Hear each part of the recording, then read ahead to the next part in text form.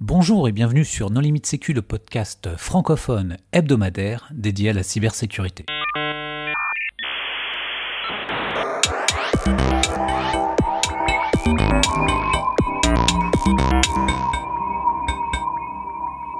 Alors aujourd'hui, nous allons réaliser un épisode sur un événement qui s'appelle les Redox avec Pascal Lafourcade. Bonjour Pascal. Bonjour. Pour discuter avec lui, les contributeurs No Limite Sécu sont Jean-Philippe Gaulier. Bonjour. Nicolas Ruff. Bonjour. Hervé Schauer. Bonjour. Et moi-même, Johan Hulot. Alors Pascal, en préambule, est-ce que tu voudrais bien te présenter ? Avec plaisir. Donc, je m'appelle Pascal Lafourcade, je suis enseignant-chercheur à l'université Clermont-Auvergne et je suis membre du LIMOS, Laboratoire Informatique, Modélisation, Optimisation des Systèmes. Je suis aussi membre du GDR Sécurité Informatique. Et dans ce cadre-là, je suis responsable des Redox.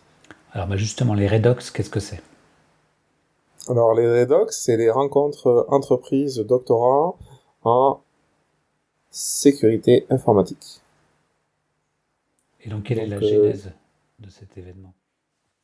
Alors, à la création du GDR Sécurité Informatique, Gilles Savoine et Marc-Olivier Kiligian, les deux personnes qui ont monté le GDR, ont dit qu'ils voulaient se proposer une semaine où les entreprises et les doctorants pouvaient se rencontrer.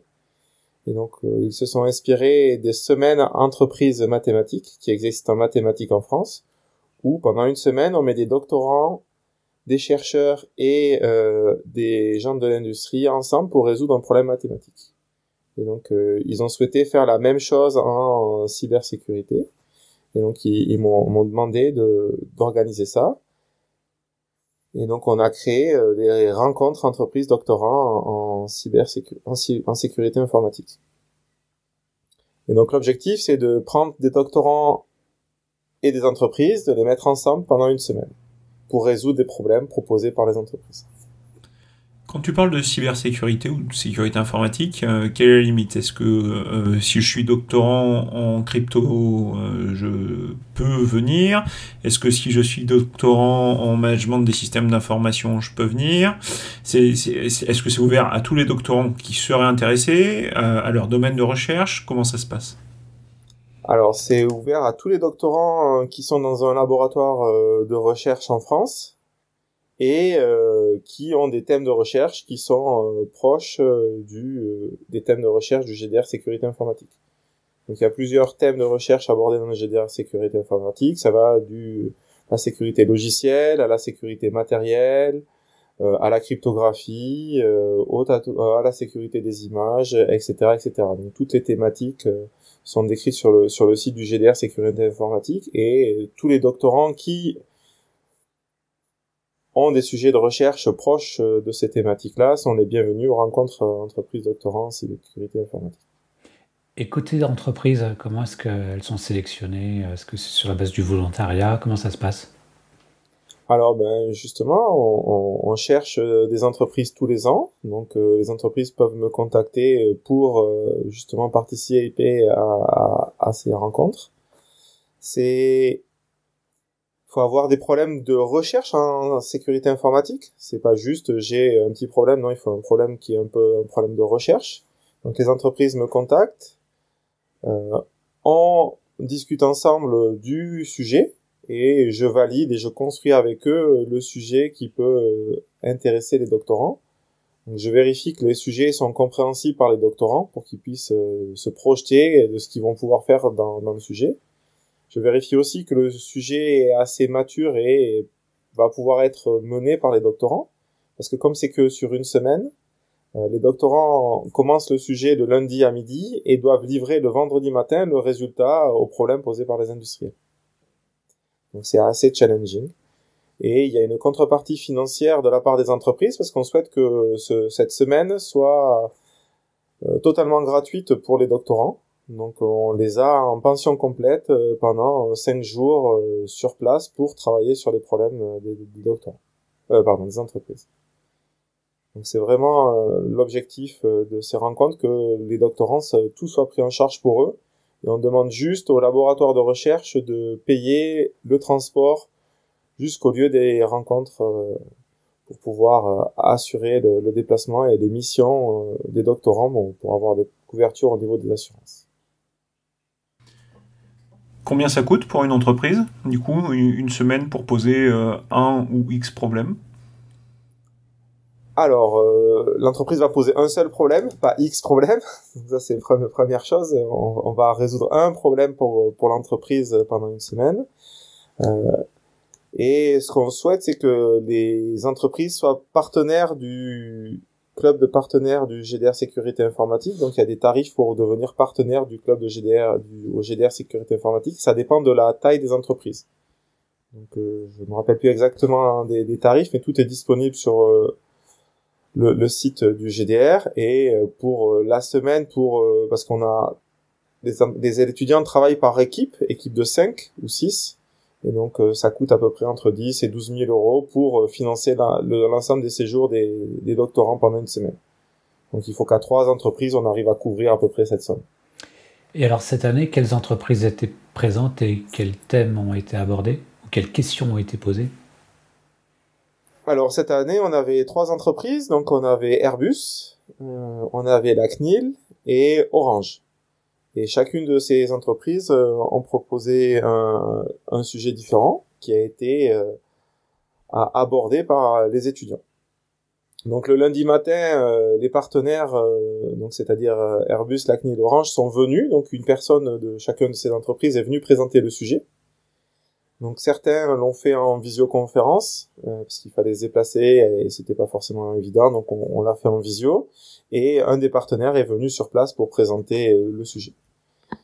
Donc, les étudiants, après avoir vu les présentations des sujets, se réunissent et forment des groupes de 5 pour former les équipes et s'atteler à la résolution des problèmes. Donc, cette année, les sujets étaient très variés. Donc, le premier sujet qui était proposé, c'était par Airbus. Et le sujet consistait à développer un rançon logiciel pour des exercices de Red Team. Alors, c'est un sujet assez original.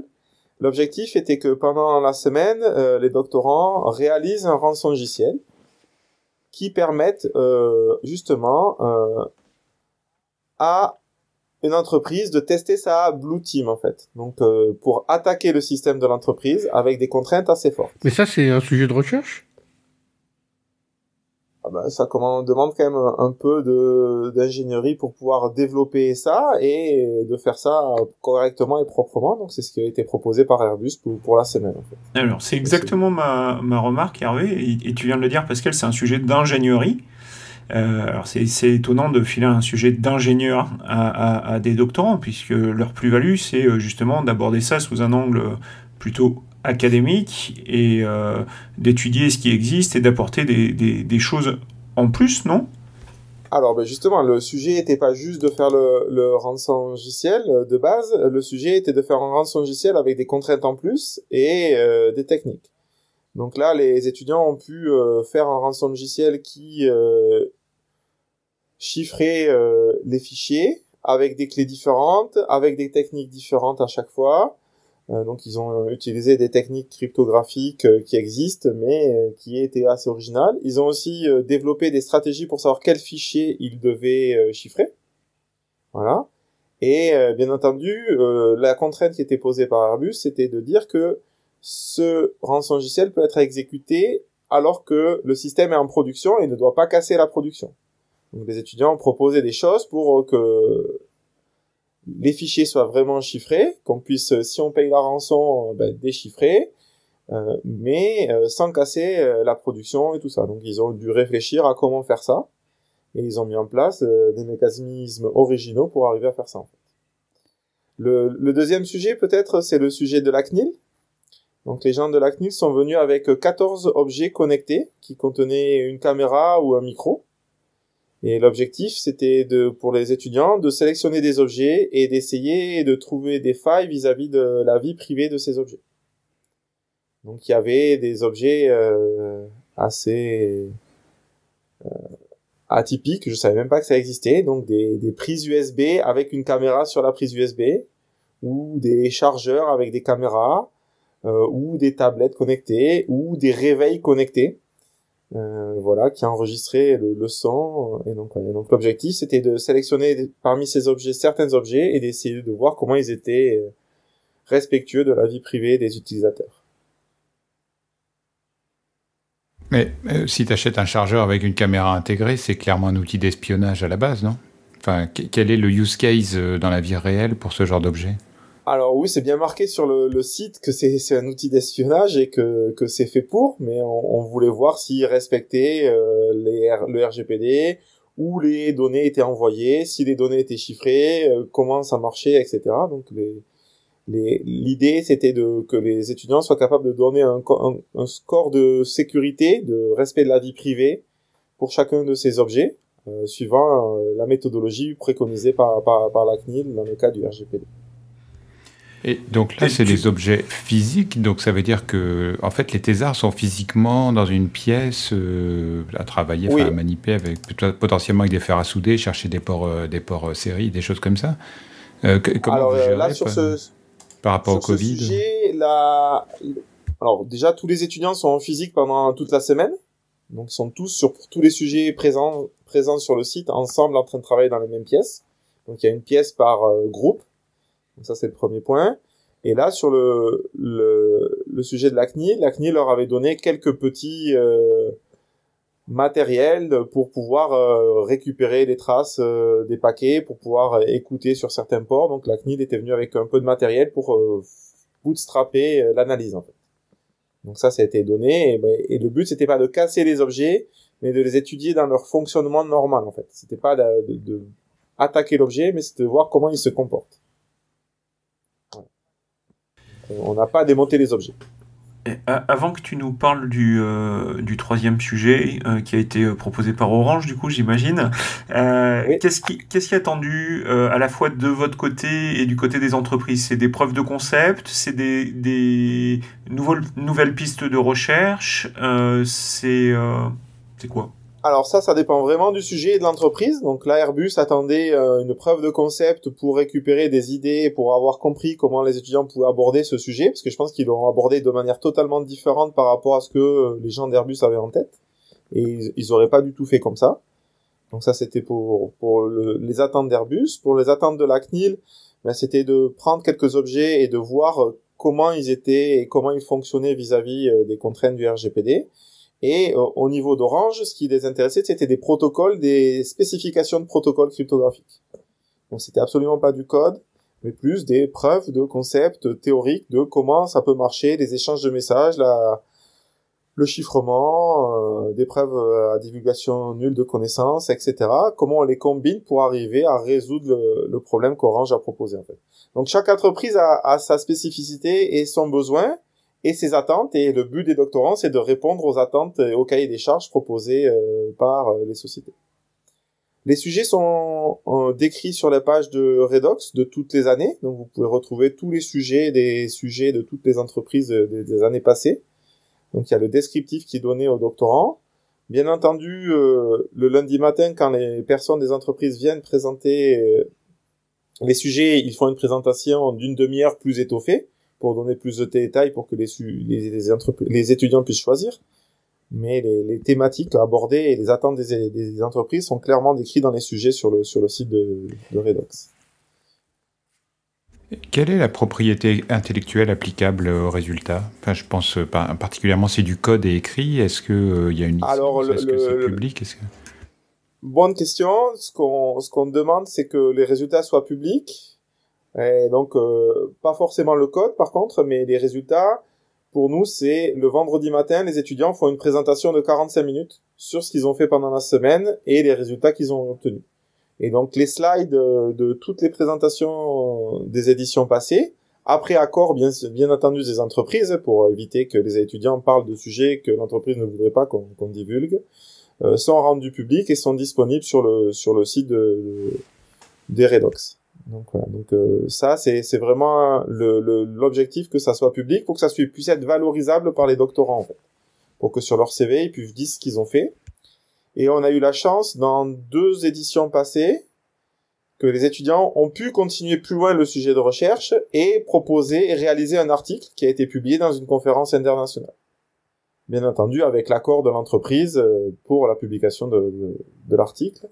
Et donc, deux groupes d'étudiants ont poussé l'aventure plus loin, donc c'est-à-dire ont mis en forme, ont rédigé, ont affiné les preuves de concept, les preuves théoriques, les modèles et les solutions, en faisant un état de l'art plus important pour obtenir un article dans une conférence internationale. Donc, on encourage les étudiants à faire ça, mais c'est un gros boulot. Et donc le troisième sujet ? Le troisième sujet était proposé par Orange. Et donc le but de ce sujet, c'était de proposer un nouveau service. Donc c'est-à-dire que vous allez avoir des applications qui marchent sur vos téléphones et qui vont utiliser les réseaux sociaux, etc.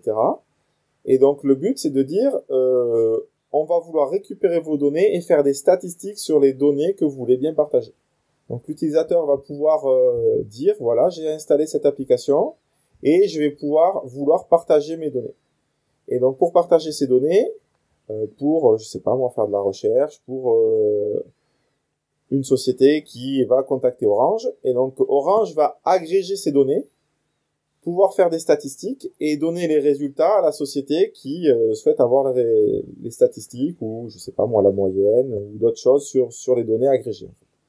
Et le but, c'est de faire tout ça en respectant la vie privée des individus. Donc, il y avait plusieurs contraintes avec plusieurs niveaux d'intrus, c'est-à-dire de personnes malveillantes. Est-ce qu'on fait confiance à Orange? Est-ce que la société qui va demander ces données va pouvoir collaborer avec Orange, etc., etc. Donc, il y avait plusieurs niveaux. Et donc, des solutions naïves ont pu être proposées jusqu'à des solutions un peu plus complexes par les étudiants. Et ça ressemble à quoi si on rentre dans la pièce? Enfin, ce que tu décris, ça me rappelle beaucoup le principe des hackathons, en fait, alors qui souvent durent moins longtemps, peut-être souvent c'est 2 jours, 3 jours, mais tous les étudiants sont dans la même pièce, il y a du Red Bull partout, ils travaillent toute la nuit, ils ont des matelas gonflables, ils dorment en dessous des tables, etc. Enfin, comment ça s'organise d'un point de vue pratique? Alors, d'un point de vue pratique, on a des pièces où on a les étudiants qui sont par équipe, donc ils sont par groupe de 5. Ils ont une pièce par équipe avec un tableau, 2 tableaux, des paperboards, tout ce dont ils ont besoin pour pouvoir réfléchir, travailler. Et ils réfléchissent à ces sujets. Ce qu'on impose, c'est qu'il y ait un point quotidien avec l'entreprise pour faire le point, pour savoir où c'est qu'ils en sont, s'ils vont dans la bonne direction, et pour que l'entreprise puisse les orienter.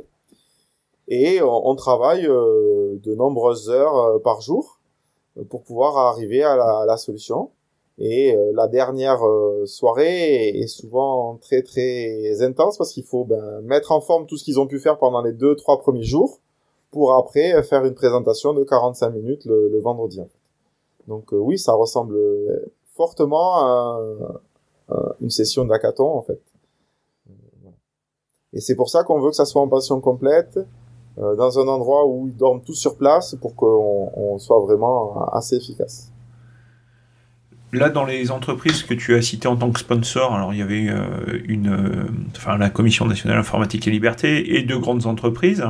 Est-ce que vous avez eu dans les sessions passées des petites entreprises, des moyennes entreprises? Et est-ce que tu aurais un exemple particulier au cours de ces années qui t'aurait marqué plus que les autres? Alors, on a eu des petites et moyennes entreprises. Donc, entre guillemets, on a eu Quarks Lab il y a quelques années. On a eu Crypto Expert.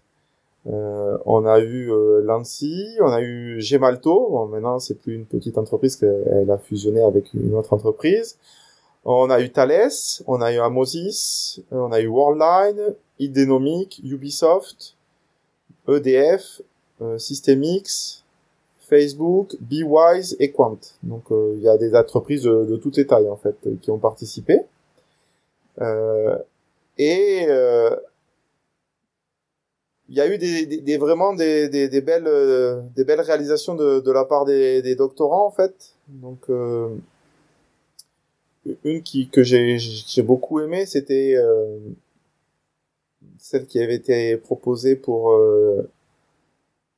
la société Worldline. Donc l'entreprise avait proposé un peu comme le sujet d'Orange, donc une preuve de concept théorique où on pouvait, avec quelques contraintes physiques, donc les étudiants devaient utiliser un chiffrement fully homomorphique et pouvoir faire des calculs en moins de je sais plus combien de millisecondes pour donner le résultat à Worldline sur des données chiffrées.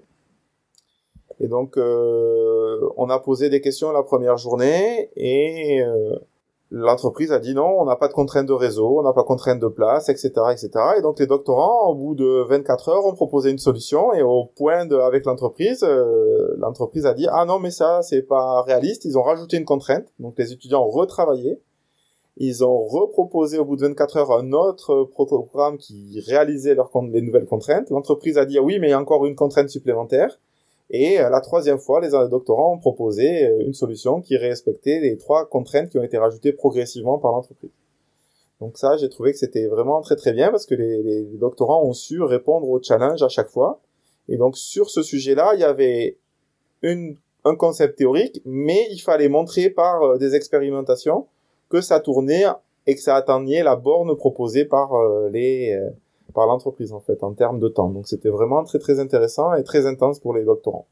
Et du coup, tu peux préciser un petit peu le contexte et surtout l'avenir de ce programme. En fait, j'ai peut-être raté au début, mais vous êtes combien de personnes à organiser ça ? Quelles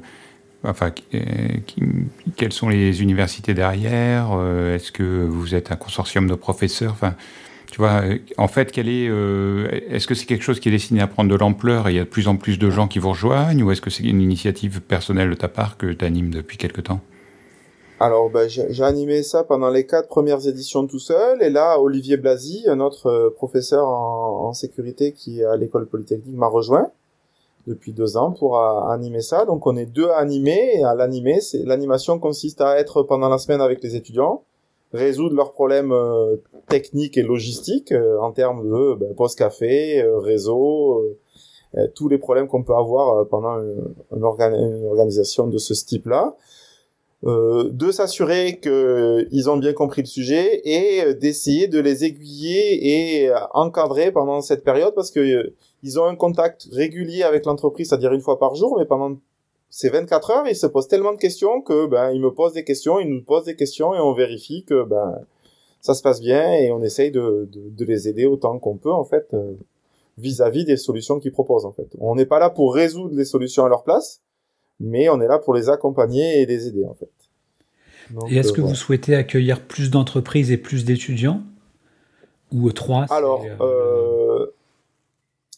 plus d'entreprises, au début on avait 4, donc dans les 2 premières éditions on avait 4 entreprises, et on avait beaucoup de mal à les trouver, donc on a décidé de passer à 3, et même quand on a 3, on a beaucoup de mal à trouver les entreprises qui veulent participer en fait. Il y a plusieurs problèmes à ce sujet-là, les entreprises certaines ne sont pas prêtes en termes de recherche, de proposer un sujet, n'ont pas d'idée. D'autres sont prêtes, mais ont des problèmes pour faire financer cet événement de par leur hiérarchie, ça prend du temps et c'est un peu compliqué.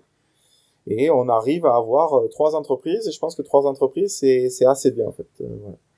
En termes de doctorants, je pense que l'année prochaine, cette année, on était à 15 doctorants. J'espère que l'année prochaine, on pourra passer à 18 doctorants pour faire des groupes de 6, en fait. Et on s'est aperçu que les groupes de 5, c'est bien. Groupes de 6, je pense que ça serait bien aussi, parce que la quantité de travail est importante. Et c'est pas trop d'être 5 pour réaliser ce travail, en fait. Les premières années, on était 15, 16, mais on avait 4 entreprises, donc on était des groupes plus petits, et c'était beaucoup plus dur pour les doctorants, en fait. Donc voilà. Est-ce que le but, c'est de donner une vision de ce que pourraient faire des docteurs dans l'entreprise in fine, d'apporter une plus-value, de faire rencontrer des gens, d'ouvrir des opportunités de poste ou de carrière ? Ou est-ce que c'est juste un défi intellectuel comme le serait un hackathon in fine ?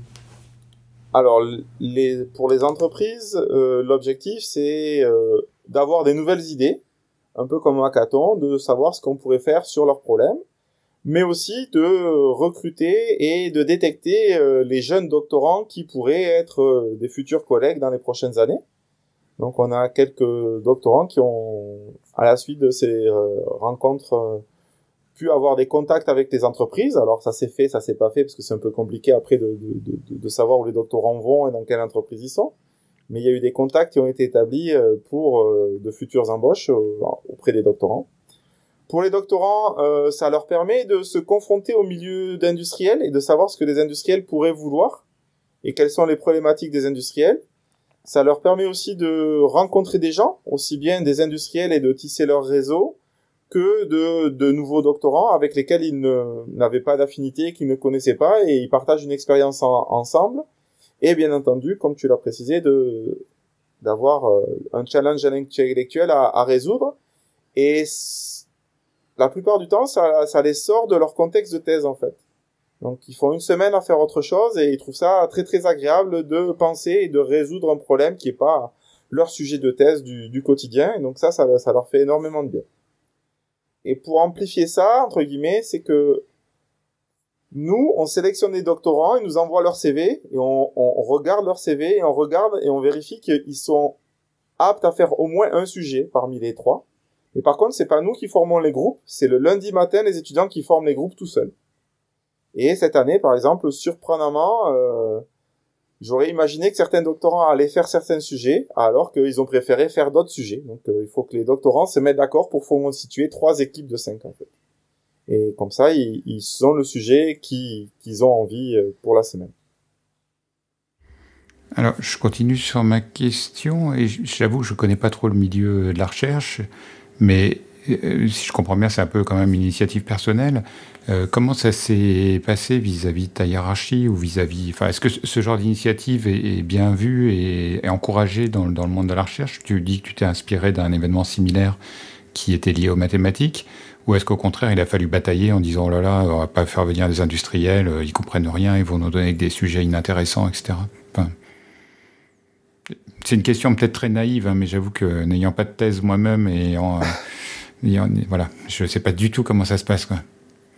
Alors, moi, Marc-Olivier et Gildas, les responsables du GDR à la création, m'ont proposé ce projet. J'ai trouvé que c'était une idée intéressante et j'ai de suite sauté sur l'occasion pour proposer, pour pouvoir l'animer, en fait.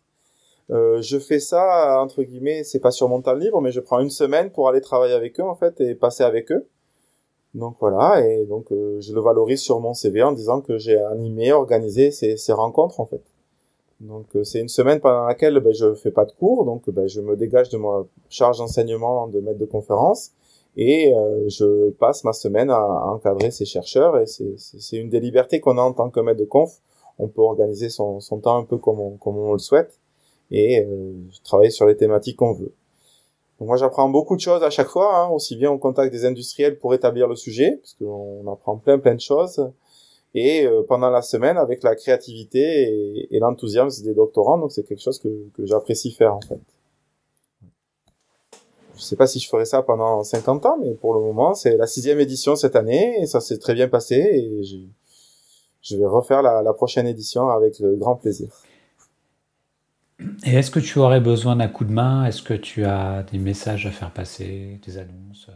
Alors oui, parce que l'année dernière, c'est la première année où on n'a pas eu de problème pour recruter les doctorants, donc le message commence à bien se propager au niveau de la communauté des doctorants et des enseignants-chercheurs pour nous recommander et envoyer leurs doctorants. Par contre, au niveau des industriels, c'est toujours très très difficile de trouver des industriels. Donc s'il y a des industriels qui nous écoutent et qui souhaitent participer à cette initiative, qu'ils n'hésitent pas à m'envoyer un mail, et je serai ravi de voir comment on peut ensemble justement élaborer des sujets et faire participer les entreprises à ces rencontres qui, je trouve, sont très enrichissantes aussi bien pour les doctorants que pour les industriels. Alors, la meilleure façon d'entrer en contact avec toi, c'est sur LinkedIn ou le mail, LinkedIn, Twitter, tout est possible en fait. Je suis assez présent sur tous ces supports en fait.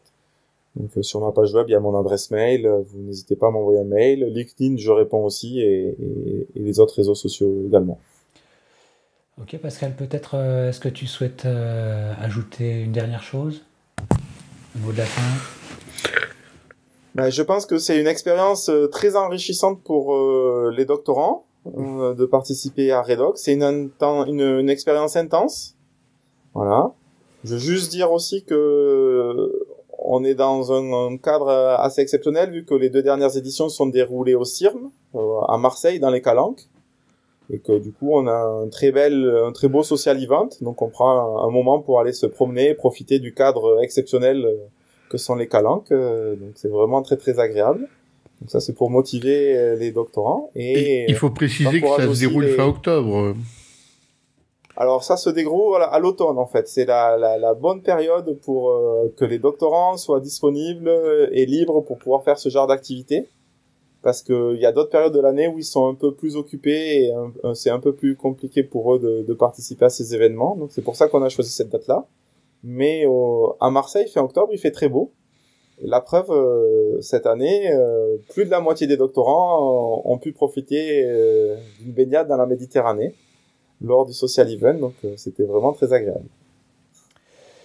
Bon, eh bien Pascal, merci beaucoup d'avoir accepté notre invitation. Merci aux contributeurs. Chers auditeurs, nous espérons que cet épisode vous aura intéressé. Nous vous donnons rendez-vous la semaine prochaine pour un nouveau podcast. Au revoir. Au revoir. Au revoir.